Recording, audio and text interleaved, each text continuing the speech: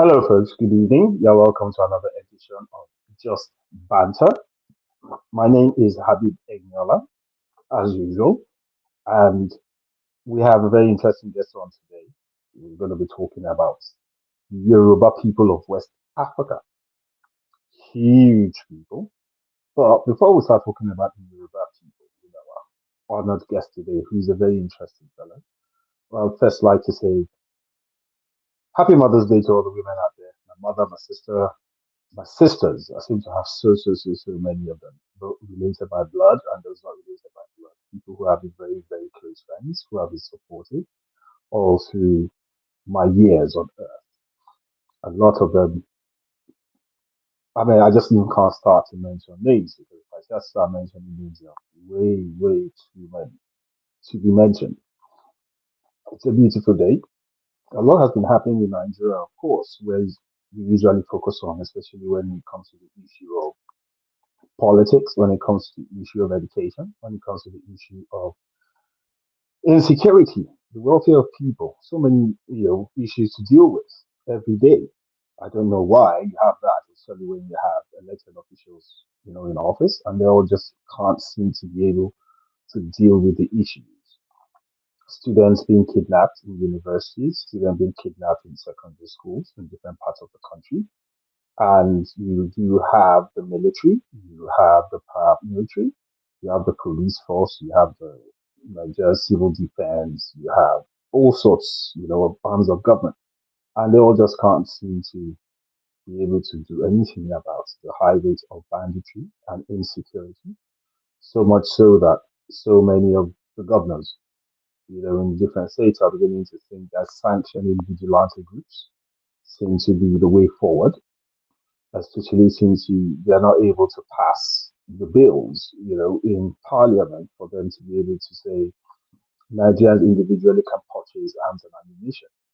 It's a big shame that things are the way they are for such a large, wonderful, beautiful country, one of the stabilizing countries when it comes to the African continent, for it to be going through so much, so much hassle.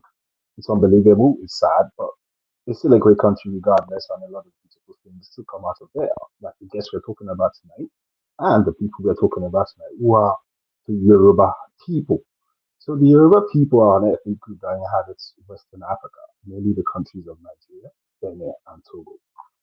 But you also have quite a few of them in Cote d'Ivoire. The vast majority of the Yoruba population are in Nigeria.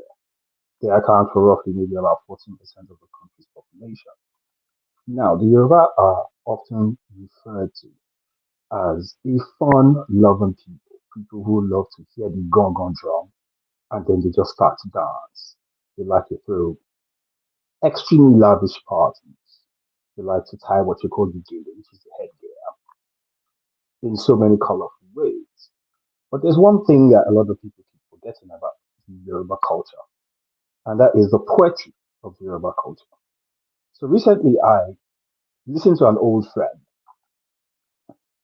give a very sonorous recitation on Facebook. And then it just occurred to me that, hang on a minute, we've never really spoken about the culture that abounds all over Nigeria, and there's so much, because we have about 290 different ethnic cultures in Nigeria alone. In Africa, there's so many. I mean, it could be an entire lifetime before you can actually go through all the culture that abounds all over Africa. So tonight, I'm going to be speaking with a good friend, and he seems to have disappeared temporarily, so I'll just keep going on with my soliloquy, so to say. So, the Yoruba culture is something that is very deep. It spreads to so many different countries in the world. I mean, you can find Yoruba speaking people in Venezuela. They actually carried not just the language, but also the culture. So you actually see them doing the Ifa religion, which is an intrinsic part of the Yoruba culture. You see them doing all the standard festivals that you would see ordinarily or should see ordinarily when it comes to when it comes to the Yorubas in Western Africa.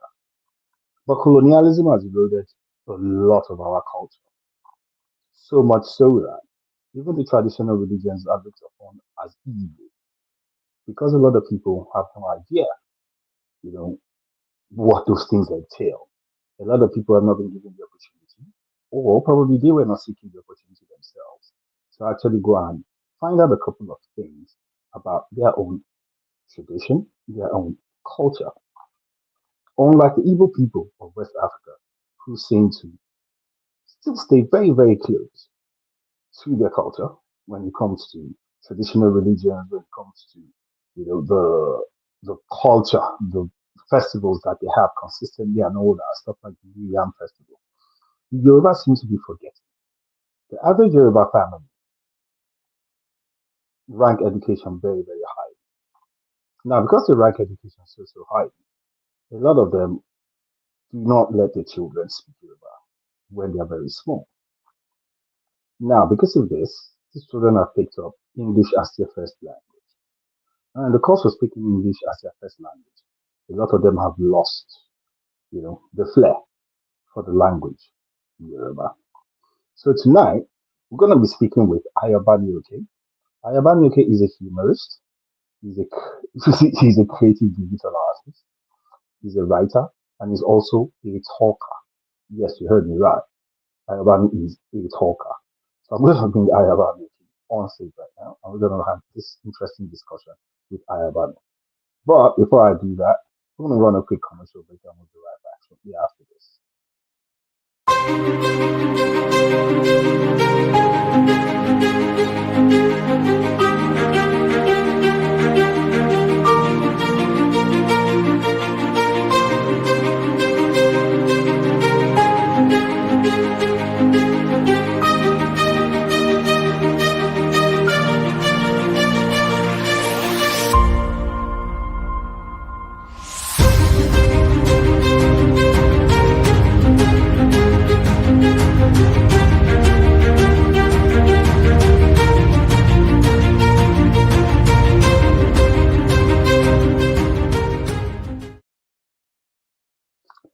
So hi once again. We seem to have lost Ayobami there for a couple of seconds. I'm sure he's been trying to resolve whatever technical issues that he has at the moment, but he will join us very, very shortly.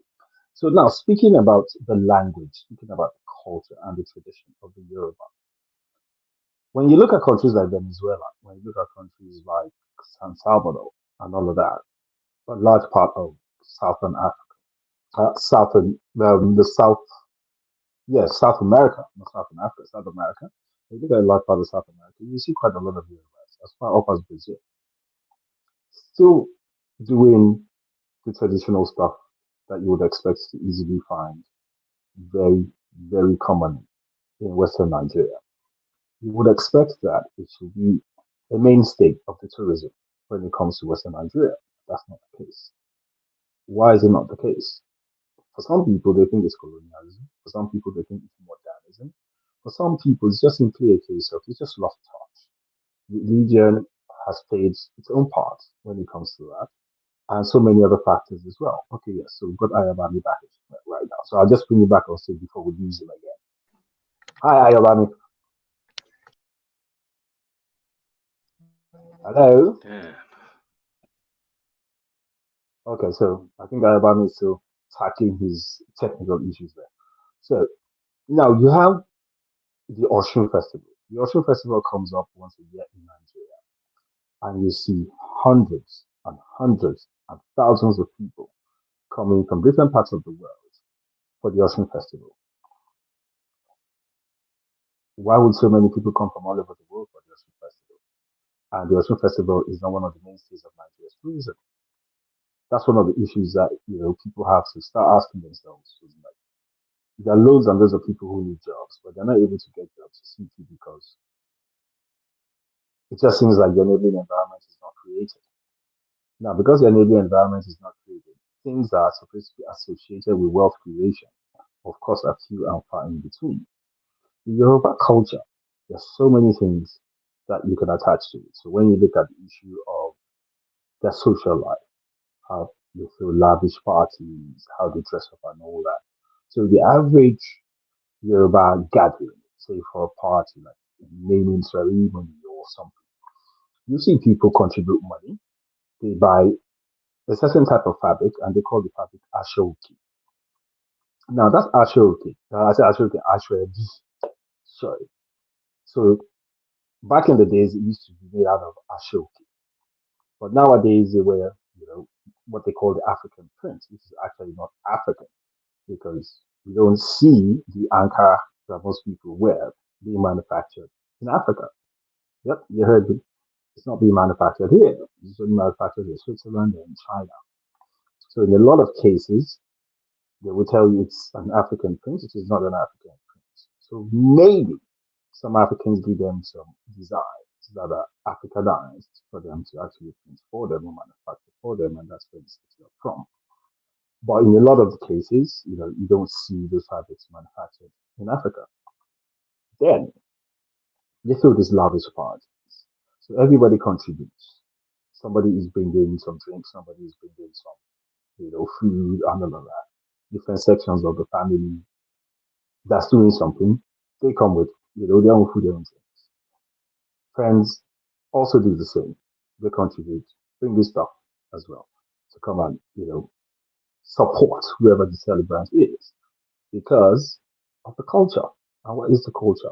The culture is people putting hands together, people running things as a community. Nowadays, we really don't see the effects of community in a lot of things that are being done. But when it does come to the party aspect of things, you still see all those things happen. So you see people who ordinarily would not help themselves when it comes to the daily life issues that people come across. You don't see them doing anything for each other. But when it comes to the parties, you definitely won't see them doing stuff, and you're wondering, come on, somebody was suffering yesterday and nobody was extending their helping hand, to the person. But nowadays, a lot of things are hidden. A lot of people don't know what is what anymore. But when it comes to the Yoruba tradition, there's one thing that is a constant, and that is the love for life. So let's see if we've got Ayobami back now and if he's going to be able to join us. Hello, Ayobami. Hey, Habib, are you there? Forgive Yes, we all can these hear you loud and clear. technicalities. Yes, When we I know that. We know that technical issues are always part of what we do, which is content creation or even using the internet on a day-to-day basis, whether to send emails or to even just check, a little message on your phone. It always happens. So how are you doing today? I'm doing great, really doing great, Okay. at least under the circumstances. So for the guest, Ayobami Oke, like I said, Ayobami is a humorist, he's a creative digital artist, he's a writer and a talker. So Ayobami, when they say you are a talker, what does it mean? But first, I think we left something out. I shouldn't be greeting you in English. I should be greeting you in Yoruba. So, or maybe I should even introduce myself in Yoruba. Eka leo, Ẹlẹ́bẹ̀ wo ẹ̀yin èèyàn wa ní eleven. lórí How do ẹ̀rọ you say it? lórí ẹ̀rọ ayélujára. That's on the internet for those that are wondering. Oh, say that again, please.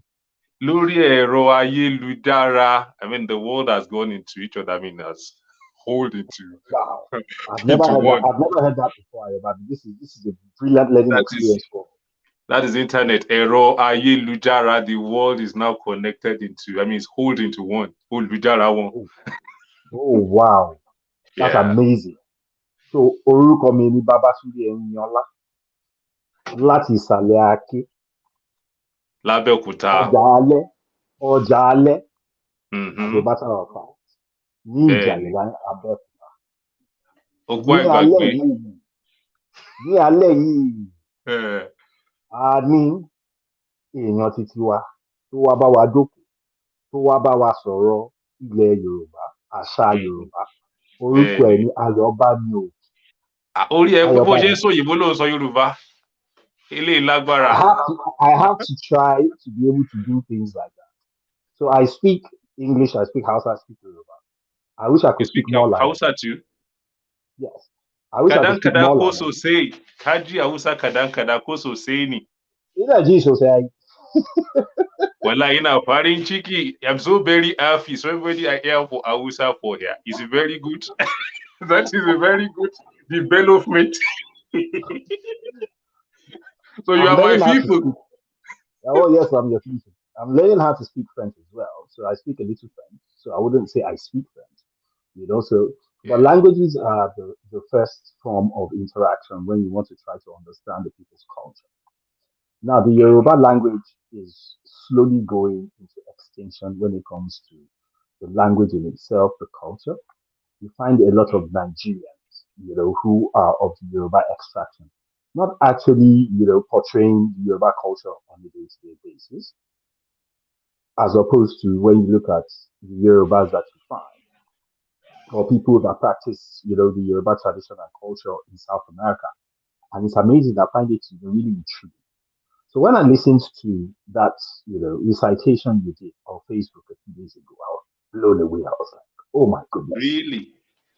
Please, can you do that again for me for the guests to hear that recitation? Which one? The that one, Efura, Yes, that talks about Efura. sensitivity. Yeah. We Yes, grew up please. on And this. you have to We grew up on. explain. You have to explain that to the guests as Yeah, well. I'll explain it. You see, we grew up on this stuff while we are growing up. I mean, there was this radio station. There wasn't a proliferation of radio stations back then. So there was Radio OYO, Radio Oyo, which Yeah, was the about the only radio station that was servicing the western zone of, I mean, at least Oyo State before it broke into Oyo and Osun. So it had a wide reach. So whether you yeah. liked it or not, you must listen to Radio YO every morning. Your parents, that's All the right. de facto radio station. You are not even tuning anywhere anyway, because your radio could only pick Radio YO. So we There was woke no up in other the radio. morning and we So had these brilliant. jingles so Yeah. creatively put together to drive home the values of the Yoruba people. I mean, what we stood up, there were jingles on integrity, jingles on cheating, jingles on hard work. It was just, there was just, it was just a whole plethora of jingles to, I mean, that would make us the Omoluabis that we were. So this one was about, this particular jingle is about sensitivity, that we should be sensitive to our environment. That was what this jingle is about. So they drummed it into our heads every single month. I mean, they normally would sing, I mean, we play this one at night when you're about to sleep, maybe around that 9 p.m., 10 p.m. They call it Efura. That is, be sensitive. So I'm going to do it again by, because you requested for it. I have it in my Please, head. I'd love to hear it, and I'd love the viewers to hear it. It was Wow. burned into my memory back then by continuous indoctrination every single night. So Okay, I let's still hear can. it. So let me go ahead and recite the jingle. Say, Efura o, Ifura logun agba. That is, you have to be sensitive. Sensitivity is the strength of the elderly. I mean, agba. That's somebody that is of the wise. So, Efura o, Ifura logun agba. Pánsá òfura, pánsá jáná. Àjà òfura, àjà jìn. Tónílé ò bá fura olè ní oko. Tá a bá fẹ́ sùn lálẹ́, ẹ taná yílépo kí ẹ sì tún tilẹ̀kùn gbọ̀ngbọ̀n. Ẹ tọ́jú dúkìá o, ká má bàa fara wa lólè lọ́wọ́. That was the jingle back then. I can run through it line by line and try and interpret the what the poet was trying So to say. now If time permits.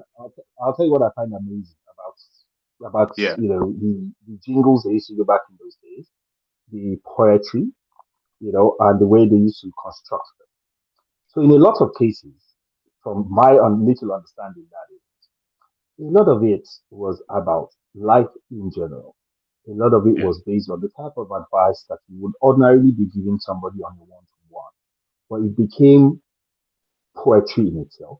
It was yeah, recited by different people who understood the poetry, and a lot of people used it as a guide to go through life.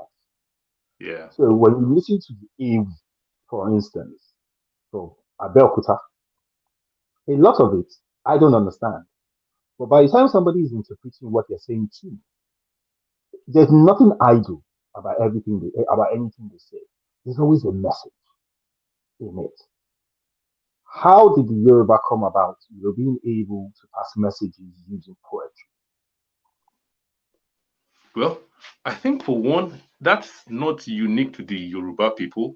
Humanity have always wanted to pass across their knowledge to oncoming generations. So, and poetry and music had always made itself available for this purpose. But for us as a people, I think we have the advantage of the fact that when you look at the Yoruba language is rich in culture, even sarcasm. Everything is embedded, is rich in wisdom. Yeah. Then the Yoruba language is also very tonal, if you remember. So it makes it very flexible for music. Because when I say ogbon, it's different from ogbon. It's different from or igba. It's different with igba, which is a calabash. Is different Mm-hmm. from igba, which is 200. It's different from igba, which is the one they use for climbing palm tree. It's just different from igba, which means time. It's different Yeah. from so you can have a lot of meanings from the same word if pronounced differently. So it's easy for the Yoruba people to play with these words. And I mean, you are saying the same thing, but once you pronounce it the other way, you are saying entirely different thing. In fact, look at this word like malo. That means be Mm-hmm. going. Yeah. Malo. What does Don't malo go. mean in Yoruba? It means don't go. Don't go. But to a non somebody that's not that hasn't been that has not been that has not been initiated into the Yoruba language, we think they're saying the same Yeah. thing. So for us as a people, our language is our strength, and then it's easy to put in a lot of in a single word. You can be saying a thousand of things. So it's easy for I think the Yoruba man has found a way of weaving his culture, his lifestyle, his values into the poetry Mhm. that we've heard over and over and over and over years ago. There's the Omoluabi factor in the Yoruba landscape. That means that a man of integrity, somebody that will do something that is fair. So the Yoruba man thinks himself wants to be the Omoluabi, and that Omoluabi factor is entwined into everything that is cultural as far as the Yoruba people are concerned. I mean, when we're singing, when we're giving our poetry, all our poetry, when you listen to these poetries, they're trying to drive home some particular ways they expect a regular, the Omoluabi Yoruba man to behave. I mean, iṣẹ́, hard work, dìde ńlẹ̀, aago márùn-ún làwa ń jí, ọ̀lẹ ò lè gbèlú wa, ọ̀lẹ ò lè gbèlú wa, aago márùn-ún làwa ń jí, aago méje lọ̀lẹ ń jí. That is, I mean, an indolent person cannot live in a town. We wake up Yeah. by 5 a.m.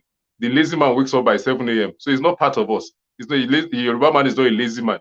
So that's what they're telling all the Yeah. Yoruba people. I mean, and then when it comes to even the issue of morality, you always find one poetry, one poem, or one word, or one adage that is trying to say that look, this is how to behave. I mean, and it runs through. And for me as a person, I had the privilege of living with my mom studied Yoruba in the Oh, and, that's your secret weapon. That's your so secret weapon. Now we know. That's your secret weapon.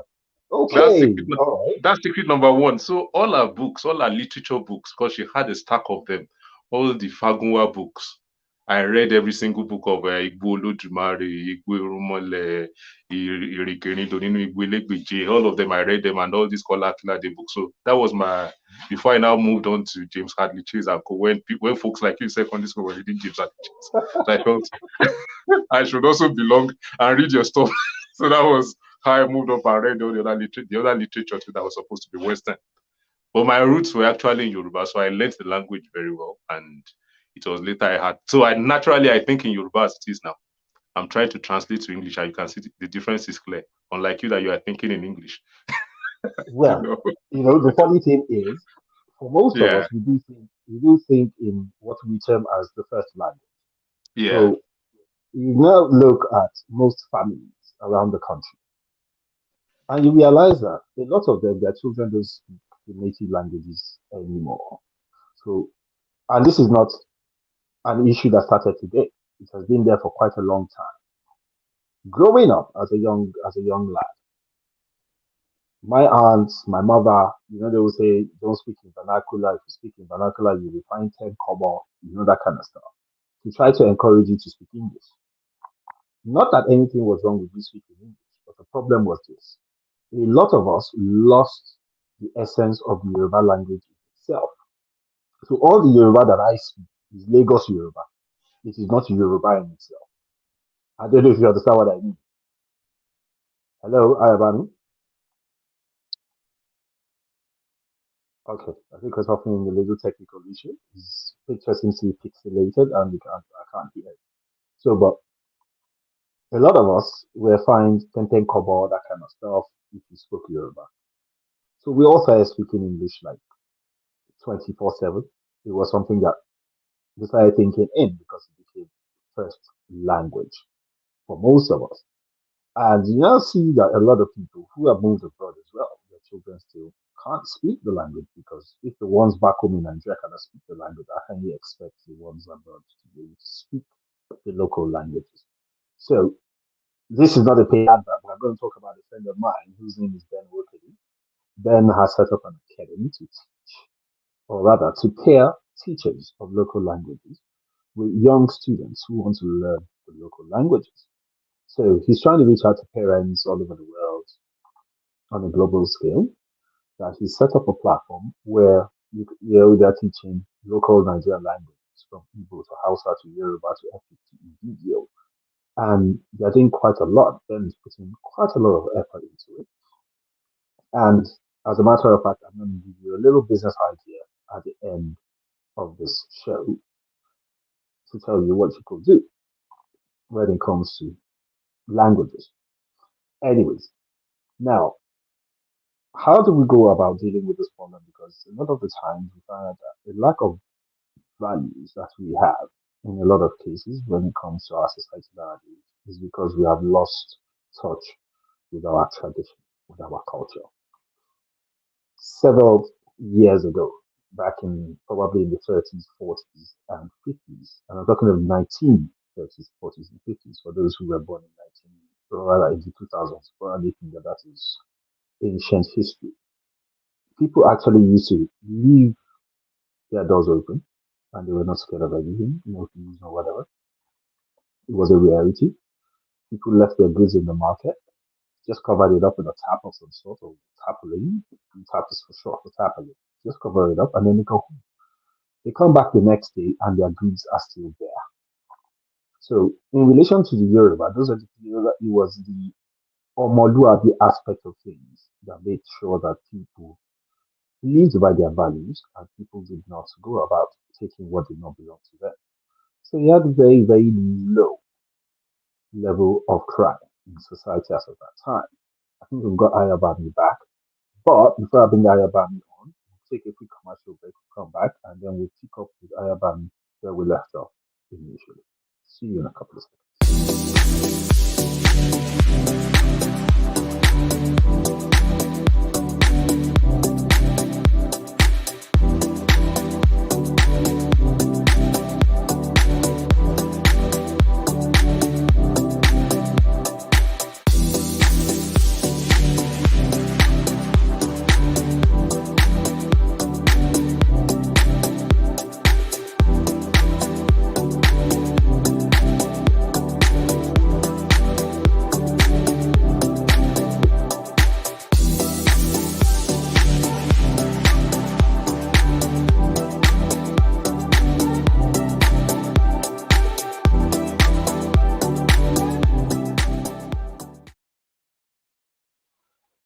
Kaleo, if you're just joining us, you're welcome to another edition of Just Banter.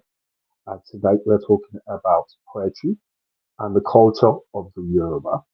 So that's why I'm, dropping a couple of lines in Yoruba as in Kaleo, orúkọ mi ní Babátúndé Ẹ̀yìnọlá láti ìsàlẹ̀ Aké, ọjà alẹ́ ní ìlú Ìjàyè ní Abẹ́òkúta.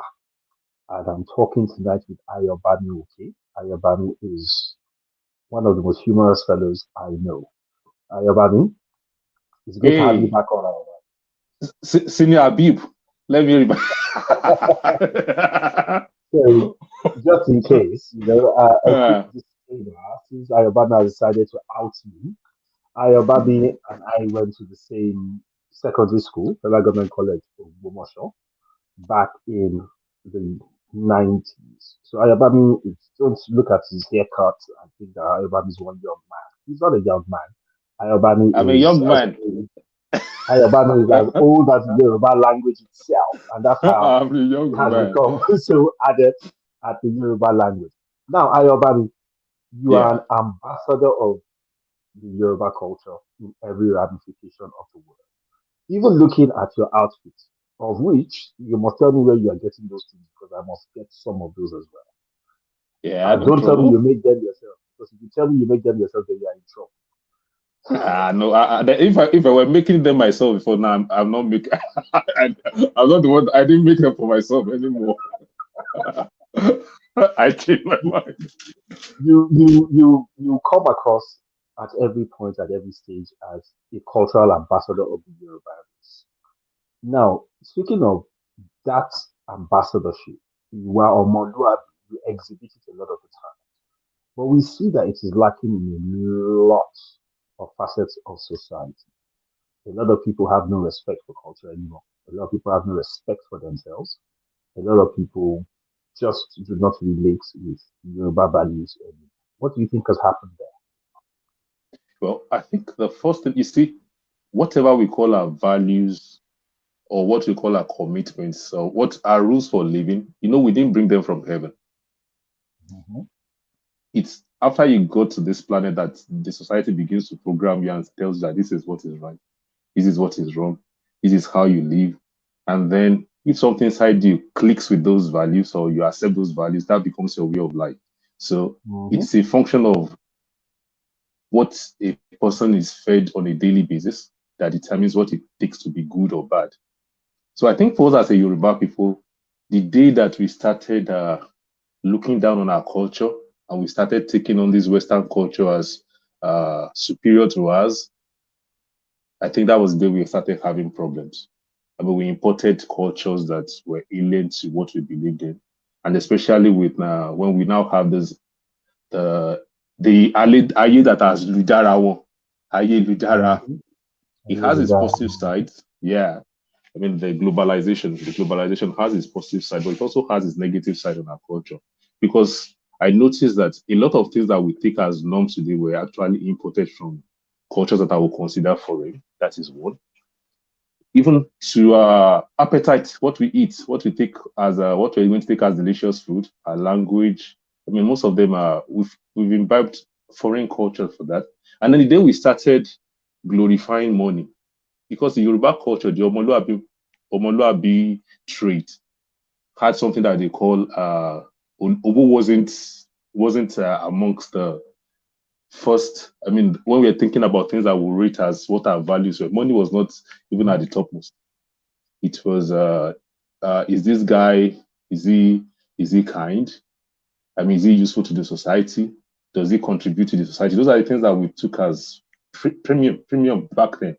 If somebody has money and doesn't have all those things, say, Olowo Ogbo ni o. I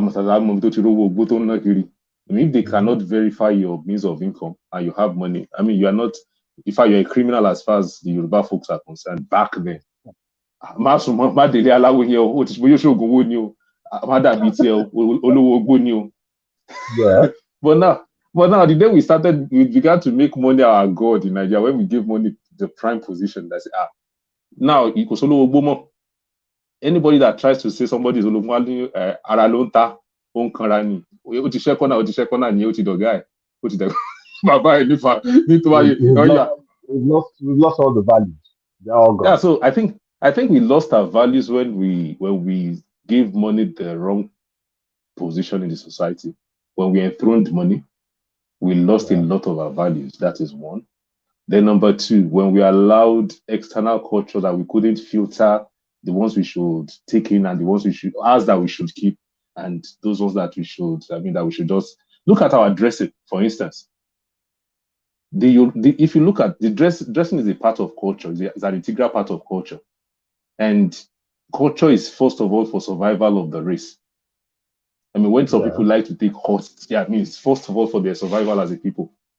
And that's how culture evolved. I mean, from the onset, when they said this is the way we dress, it wasn't for fashion initially. Will this thing protect you for the elements from the weather? I From mean, the will it keep you warm or keep you? The African sun is not smiling; it's hot. The Oyibo man's cold is not smiling; it's very cold. So the Oyibo man I was able to devise the kind of clothing that will keep them warm. So they wear two, three clothes. They have one they pull down like this so that cold air will not enter. Then they put an extra one on top, a jacket, and then Mhm. that was for their culture primarily. Now we come to Nigeria, the black man's world. We took that one to hook, line, and sinker. So we now think fashion is when you wear 1, 2, 3, 4, 5, then you put tie. I say, it's looking corporate. Is it not madness? Because the sun is hitting you like no man's business, and and then there's no air condition. Even if there's air conditioning. So like myself, I've not worn a tie. I don't think I worn a tie in 20 years because I've always looked at it as very uncomfortable. I have a temperature problem. I get hot very, very easy. So I don't like anything that encumbers me, and then I have to as much as I can, I don't do it. So and I've looked at a lot assume of. If you're working in an environment, when they say that is the number one thing that connects your brain to your hands, that's what will make your brain to function properly. That's what they believe, that if you're not wearing a tie, your brain is off. You think because yes, it beats my imagination a lot of the times because I look at people who are, of course, definitely uncomfortable in what they are wearing. A lot of people don't have cars, and then they now say you are looking at a corporate environment. Yeah. And that corporate environment basically means you have to wear a suit and a tie. Then when you now look at the issue of things that are supposed to be very natural to us, which is things like my weddings, Yeah. And then you see people saying they have to have a traditional wedding, and then you have a white wedding. And then I'm looking at that and I'm wondering, excuse me, a wedding is a wedding. So what do you mean by traditional, or what do you mean by white? White means what? White does holy. does white actually mean that you are replicating the white man, or what exactly do you mean by the white? So there's so many bloodlines when you look at it, and you have perhaps asking yourself, how does it affect my functionality as an individual if I wear my dashiki or I wear my kaftan to go and sit in an office and I work? Because even the Yoruba man that started it, the true billionaires, the ones that truly have money, they only wear t-shirt and jeans. Have you seen that? It's the millions that wear the suits and tie and run after the guys that wear jeans and t-shirts. But we just keep adapting all these things, and these things don't work because at the end of the day, there's a lot that we are losing as a people, not just in terms of value, but even as a matter of source of income for a lot of our young people. Yeah. We don't have any factories manufacturing our local products because we have been, there's a deluge, of importation of foreign clothes to wear. I should give you a story on this when you're through about this outfit. I'll give you a story on it. So there's so much of that that is going on. While we were still trying to deal with the issue of the technical issues, we were telling the viewers that there's the Ocean Festival. The Ocean Festival, you have thousands of people that come from all over the globe once a year, to participate in the Ocean Festival and all that. The Ocean Festival or festivals like the Ocean Festival, to be part of the mainstay of tourism in Nigeria. And you can imagine the amount of jobs, that can be created directly and indirectly from having such festivals running, at different times of the year. Because we're a blessed country, our weather is good like all year round. So there are different types of festivals. I once went to a festival in Adamawa State, in a place called Hong, and it was called the Fire Festival. And all people that were from that Hong were coming from all over the country, some from abroad, for that particular festival. I have been to Farm Jam, which is another cultural celebration. We feel like something similar to the New Yam Festival. But this one is held in in Boko, in the State. And I've seen the potential, of that. I've been to Aragongo, I've seen the potential. So when it comes to the Yoruba people, we are supposed to be very industrious, very far-seeing people. Our foresight, was tend to be second to none before. How did we lose all those things? You see, I have to the where I'm going. I have to be very responsible about it because I'm also a stakeholder of sort. Our festivals, the white man brought his let me say the world religion to Africa. And then and the Arabs too. And the Arabs too. And then we imbibed everything hook, line, and sinker. It wasn't really religion that was brought. They brought new language.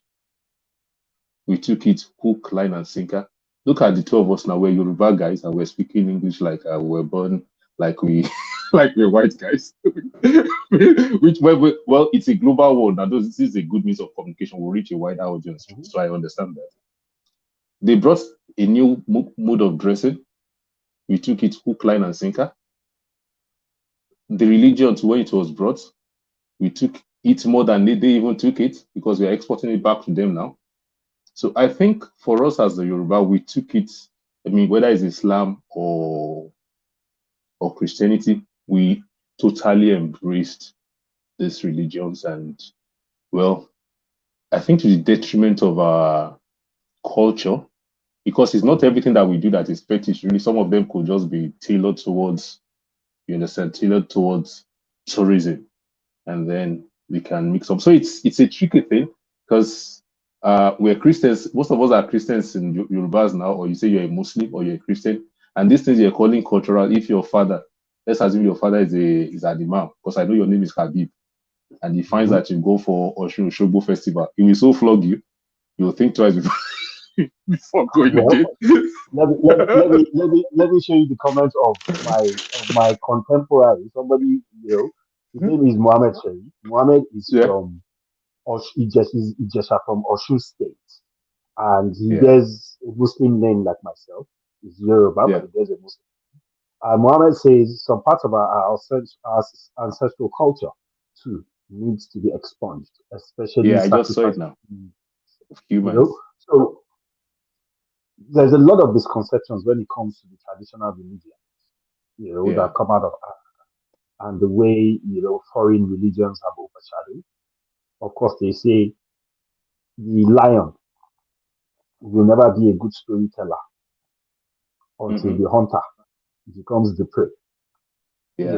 So because we are not the ones telling our own history, we don't, Yeah. say what it is that we are about. We don't say where we are from. We're always trying to be affiliated with a different culture or with a different religion or different social aspects of life. A lot of stuff are lost. Hmm. So a friend was asking me some time ago that I'm Yoruba. I said yes. He said, okay, so can I tell him the do I know that there are two issues? And I was like, two Hmm. issues. I was confused because as far as I was concerned, what I was brought up to know is that issue is the devil. Uh-huh. Now, this guy that was asking me this question, this guy is actually British. He's white, as in like he's Yeah. Oyinbo. I was one Hmm. asking me this, and I could not answer him. And he knew why he was asking me that because he knew the answer to the question. It was a shame. And as a matter of fact, I can't actually tell you right now as I'm sitting here that I can remember Yeah. the answers that as in they said there's issue Lalu and issue something else again. Ishulalu. Mhm. I don't know. Well, I haven't dwelled so much into the issue mythology. I don't know. I haven't Yeah, read so much into it, so I don't. because he I'll was be able telling me to that there say. were two, and I was like, Mhm. really?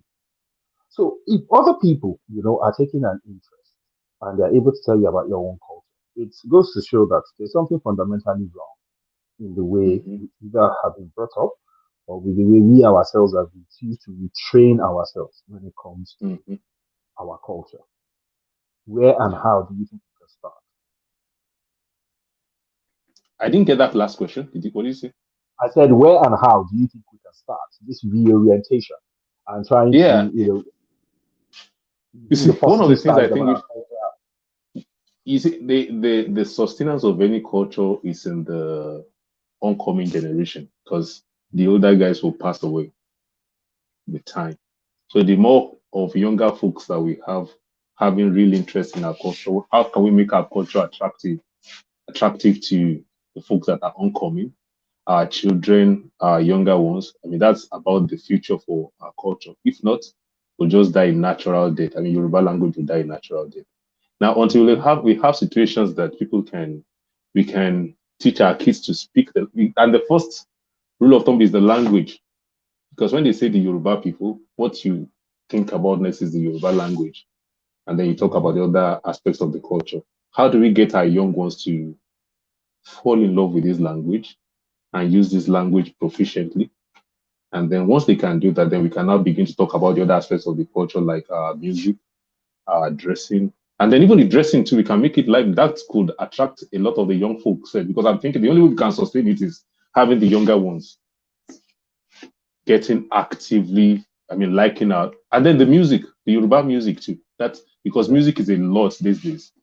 And I know a couple of Nigerians that do Yoruba music, and they are going global. And it's making the Yoruba language more attractive. Because the time I was in South Africa, there was a guy that was singing. The guy is a Southie, didn't hear a word of Yoruba, but he loved whiskey songs, and he was singing. He was mixing up the language. So I had to translate the stuff to him. So if you have more of indigenous musicians bringing this, I mean, coming strong with music that is strongly Yoruba themed, and then we have Yoruba fashion, and we make this attractive to our younger ones, and the language too. It's it's a no-brainer. We can rekindle this fire of of love for our culture. It's not everything about us. In fact, a lot of things about us as a people, the glorious things, our history. What are the things we've done right in the past? Because right now it looks like we're not doing anything right, but we surely have done some things right in the past. How come it's in the Yoruba land that we have all these firsts? The first television station. We had the first television station in Africa. In fact, the television station in Ibadan predates television in France. WNTV. It predates even in Ireland. Yeah, predates the French TV. So we rather, had the sorry, first. You had WNBC. Yeah, Western NTC. Nigerian We had that. Broadcasting Corporation. Yeah. And that was in Ibadan. The first university in Africa. University of Ibadan. I think it's in Africa, it's in Nigeria anyway. It's one of the first. Well, The not first not the first university, the first Western university. Okay, the Because first we Western actually university.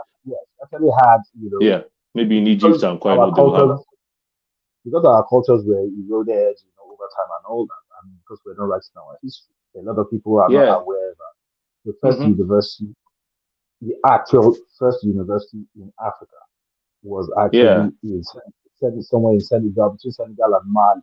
Senegal, yeah, I know we might not be. Yeah, the first Western one. It's actually Mali. Actually Mali. Yeah. Mali. And all that. So, but because it was the courses or whatever were not structured the way the Western courses are structured, and because it was taught in Arabic, it was not regarded as the first because they were not the ones writing their own history. Yes, I remember that it was in Timbuktu. Timbuktu. Timbuktu. Even the name sounds. The name sounds intimidating.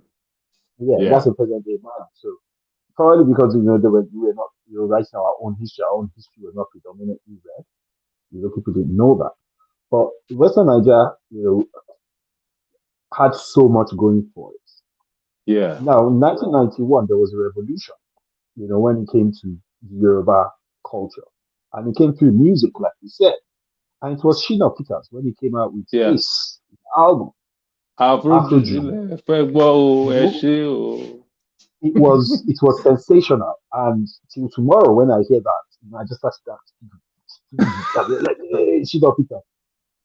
And so many members of my family who went to school abroad and all that, it's the same thing for them. When they hear that particular song or that particular album from Shina Peters, they always get up, regardless of where they are, and then they start to dance. They will not put up an attitude like they would, for other types of music. Yeah. But for that particular type of music, they will get up and they will dance. And of course, people that do not belong to their own culture or their own race or tradition would ask them, what music is that? Who is that person? So they're able to now say or introduce other people into the Yoruba culture. But because that's not happening anymore, we are no longer ambassadors of our own culture anymore. We can. Well, I mean, it's the challenge is for every one of us. because I can see your name is Enyola. Wherever you go, we know you're one of us. So wherever you are in your own little corner, in your own little corner, you can be the Yoruba ambassador. I mean, push for that Omoluabi, Omoluabi chromosome. I mean, that's let me use the scientific word. Oh yeah, That's what DNA of Omoduabi. yeah, that's who we are. That's who we are. I mean, we're honorable people. We're royalty. We have royalty within, and then we bring out the best of what the human race can offer as a people. I mean, check the Yorubas out anyway. We carved a niche for ourselves when it comes to, I want to say, what's that word? Even diplomacy. The Yorubas are there. Wisdom, native wisdom, tact. Those are things we've stood for over the years. Integrity. Those are things we've stood up. I mean, we've stood for, and I know that we can still take this a notch further. I mean, and then we get it to the next generation so that this thing doesn't just fizzle out and the Yorubas just we're just a people that seems to have evaporated into the thing into thin air. But it's up to us as a people because I think and I believe we have that assignment right now to move things. I mean, to pass the baton to the next generation. Mm. So before we go, two things. The Yeah. first is you are going to tell us a story about that dashiki that you're wearing. Yeah. Okay, this one, you see, I think about that should be about 7 years ago or 6 years ago. There was this guy that I just finished from OAU, Obafemi Awolowo University. He studied fine art.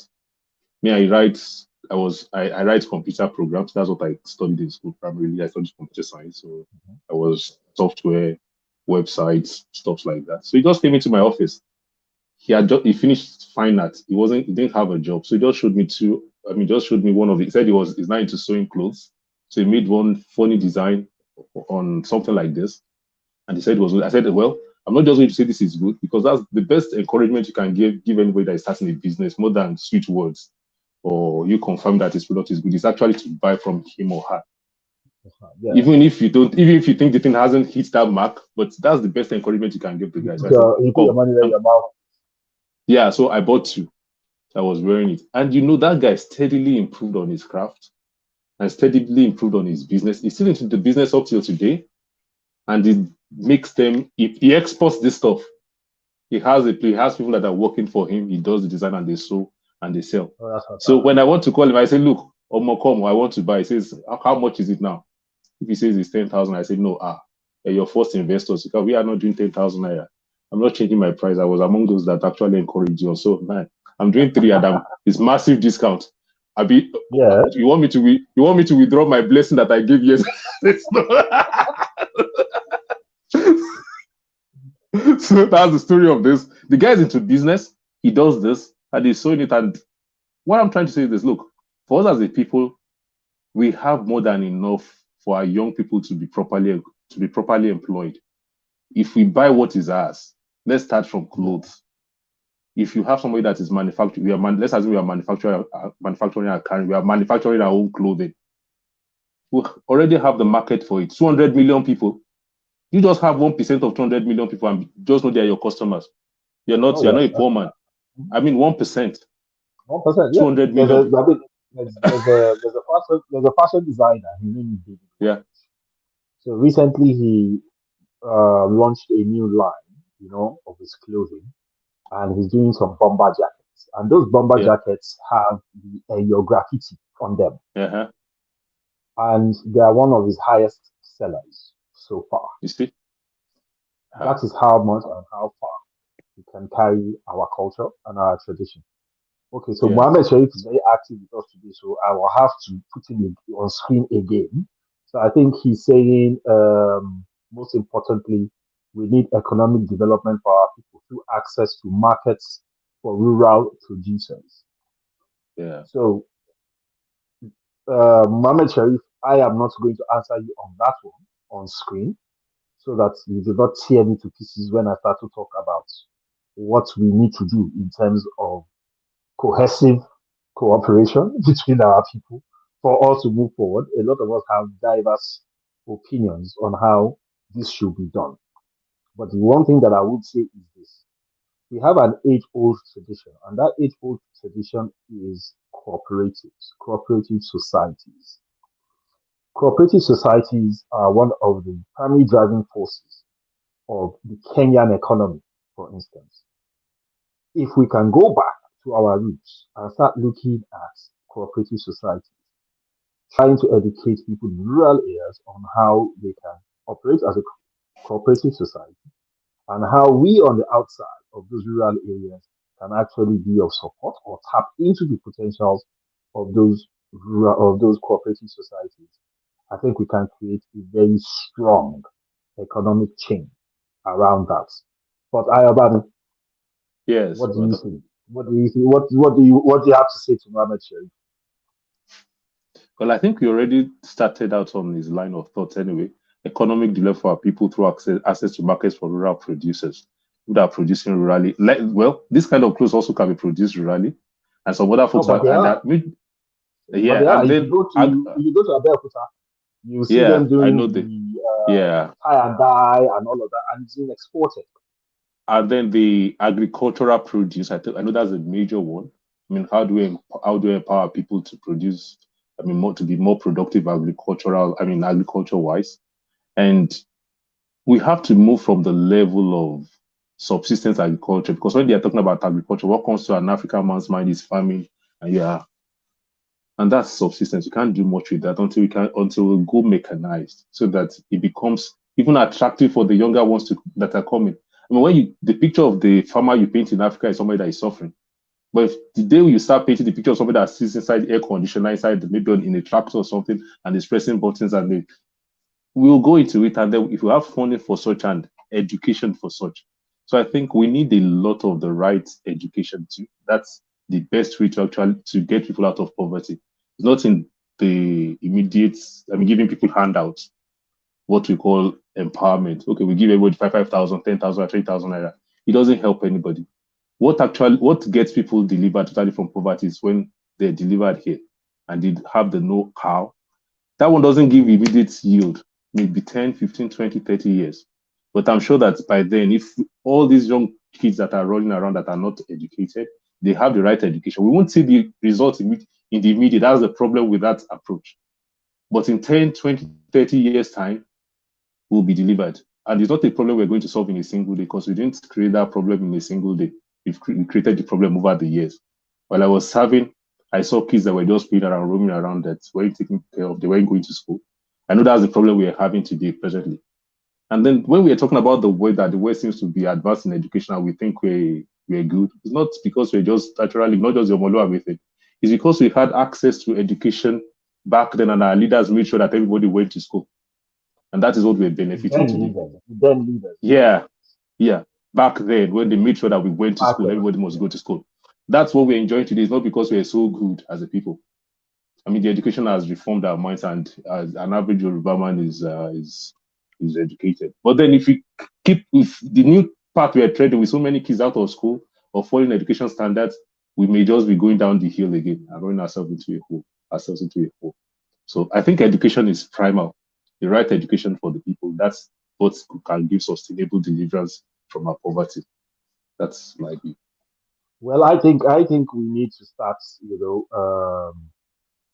either emotionally blackmailing or trying to encourage as much as possible, or Moluabis like Mohammed Sharif to go Mm-hmm. into politics. Yeah, Let them be where they can actually make decisions that affect the lives of people.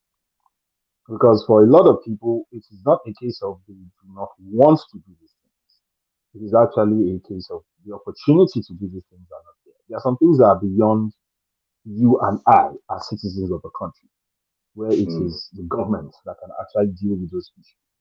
So a lot of people in rural areas, they can't even get their goods from the To the farms market. to the Mm. markets because there are no motorable roads. And even where they try to struggle to do that, there's no insurance to cover their goods. So some Losses of their goods, especially perishable goods, are lost in transit. Either they rot or they are stolen, or the trucks just park up in the middle of nowhere and then they cannot get their goods to the markets.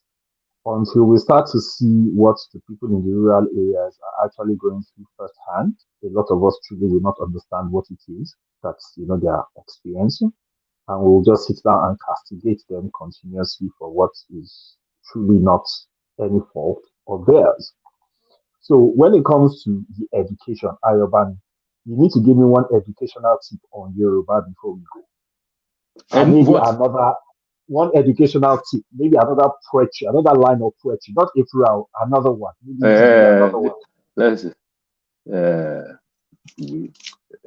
that's I have to I'm trying to rack my brain now for one that uh to fed the this one is on education. I mean, each kilo 70 guy, yeah, Kubare. This one is still about hard work. I'm thinking about something that talks about education. Should have warned me ahead. Put me on the spot. I think. Hmm. Give me one on Ore, friends. Ore, Yes, I think there's friends. one very popular one. I think by Ebenezer Obey and all that. He was Remind talking me, about please. The two of us are Yoruba something. guys, He so I'm was saying trying. something about kete kete and all of that. As in how you Okay, have to that one is friends. kò sọ́gbọ́n tó lè dá. That's a song. Kò Okay, síwà yes. tó lè hù, kò sọ́nà tó lè gbà, tó lè fi táyé lọ́rùn o. That's the song. I mean, there's nothing you can do that you can't please Yeah, people. Tó bá rẹ tó ṣiṣẹ́ déédéé, like you're in a place of work, wọn á lọ́mọ manager ní, that is the son of a manager. There's another one that now likes to drink a little. Say, ọtí ló lákọrí fowó ẹ̀ mú. He uses. So the one that doesn't drink at all, they also abuse him insulting if he doesn't know how to. Oh, now there's this last one that we used to sing when we were song about education. Batare adun ko ka. If you know that one. Batare adun ko ka. Tí o bá kàwé rẹ̀, bàtà rẹ̀ á dún kókó.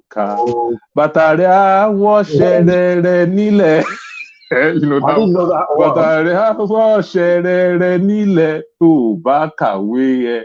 Bàtà rẹ̀ á wọṣẹ́ rẹ̀ nílẹ̀. That is, I think it's self-explanatory, I think. I mean, your shoes Well, will sound, for those that yeah. understand you, No, it's easy. so Let for me those that explain don't that to understand, you. yeah. You know the way shoes of folks that are successful look, especially, I mean, the heels are solidly built. They've not suffered much. I mean, so it's just saying that when if you read properly and you're properly educated, you're going to be successful. So successful that your shoes will be so good that as you're walking, to be doing ko. It means, I mean, your shoes are okay. You know, the shoes of a Yeah. poor man can never do ka. To be doing shere, they'll be Because dragging. the heels are so because the that's heels are gone. so that is the heels are gone. So bàtà èso tó bá kàwé ẹ bàtà á wọ ṣẹrẹrẹ nílẹ̀. That's that's the wisdom behind the song. Yeah. It's been fantastic having you on. I've had an exceptionally great time. This is one of the most Oh, thank you. interesting interviews I've had in recent times. And Thank you I very hope that much. very soon we'll be able to have you on again and maybe take this discussion from another angle and Yeah. look in depth into how people can start to monetize their culture. And Yeah. if there are any ideas that can be exchanged amongst people, and like some of our guests, who make comments very regularly, how do we give value aside just educating people, but how to actually get people to be able to move from point A to point B. Point B. So Yeah. either idea generation, or it's a case of they have the ideas, but they need lessons or guidance on how to execute. So hopefully at some point we'll be able to bring you back on. Maybe you would have thought over it by that time, and we'll be able to now say, okay, this is what we can do, to push this forward. And hopefully our general goal of trying to make Nigeria a hospitable, homely place for all of us again, so that most Nigerians who are in diaspora who want to come back to Nigeria will be able to do so and be able to enjoy their natural environment, their culture, and their tradition. Thank you very much for taking your time to come on the show Thank you, tonight, Chief. Ivan. You Thank have you a very great much, evening. Habib. I Good to will be see you here. again. Thank you. Thank Yeah, you very bye, much. boss. Yeah, Good. bye. So, pretty interesting fella. He's a talker. He said it. He is a talker. And I've enjoyed myself thoroughly tonight with Ayobami Oke. And also, my good friend, Mohammed Sharif. Mohammed made a comment. I'll put that comment back on. And I would say this to Mohammed. Mohammed says we also need home investor. Indigens must raise, through an SPV, that's a special purpose vehicle, about 100 million naira for machinery, equipment, etc., to process raw food from our rural people and prepare for exports. He also says, I'm a politician, but have no interest in elective office. I am motivated by this initiative of yours by like-minded people without government input, except creation of enabling environment. Mohammed, thank you so much for the kind words. I do appreciate that. We are thoroughly non-governmental in every way. This is not aimed at any form of revenue generation for now, at least. This is all about the social cause. And we hope we'll be able to continue to do this for as long as our pockets can manage it. And we will continue to talk to people like Mohammed Sharif, Ayabami Oke, Tunde Ajibulu, Tonya Prince Real, Usman Tuga, Mohammed Alpha. There are so many of them. Kaloma, Dairu Mustafa, who have been of immense support in continuously pushing forward, pushing ahead, and trying to make sure that we keep this dream of being able to create awareness and spread the message of a true great Nigeria to Nigerians, both at home and in the diaspora. I'd like to say a very big thank you to all of you for taking out the time to watch tonight, joining us. But like we always do, our social messages before we go. The issue of rape, like we said, when we first started, slightly less than a year ago, because very soon we're going to be doing the first full year of radio.com and just bant as well. We've been speaking about the issue of rape consistently. It has been a campaign that we have been doing non-stop, and we're still on it. Recently, there was a celebrity case where a Nigerian actor is alleged to have, you know, molested a child, i.e., rape. And it is one of the things that we have consistently said to people. You have to keep an eye out on your children. You have to be careful who you leave your children with. You have to listen to what your children don't say because a lot of the times they speak through body language. So there are a lot of things that one needs to do as a parent. You know, we know how difficult it is for you as a parent to be able to go manage life in itself, manage the financial aspect of life, and then manage the home front itself. Looking after a child who is an individual on their own is pretty tough because it's difficult enough managing yourself. But bringing those children into this world means you are taking that responsibility to look after them.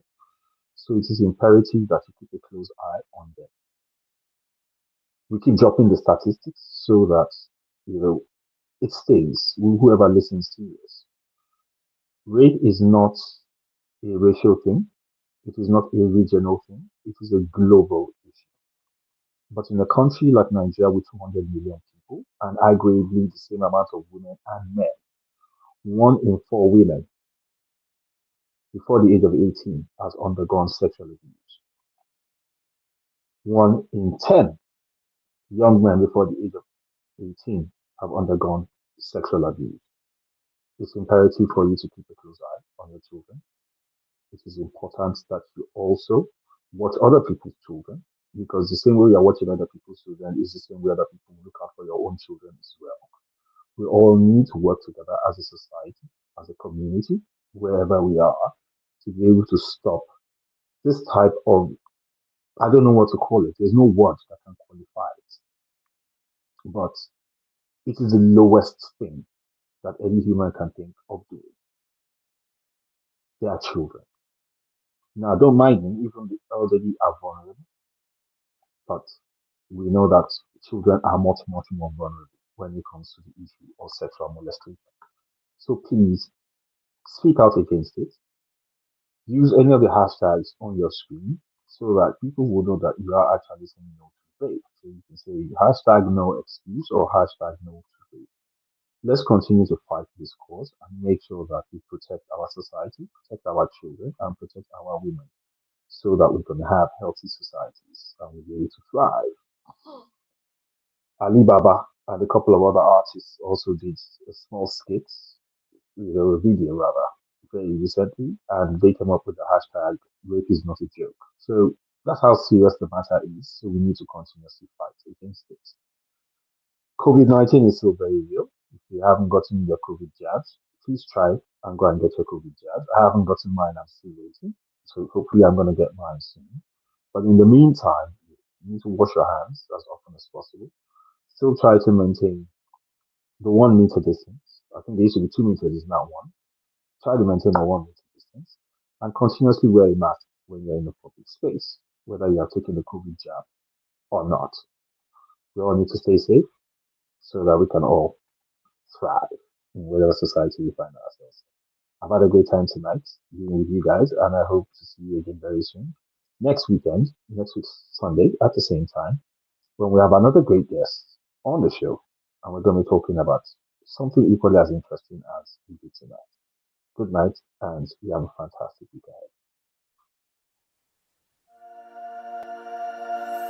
weekend.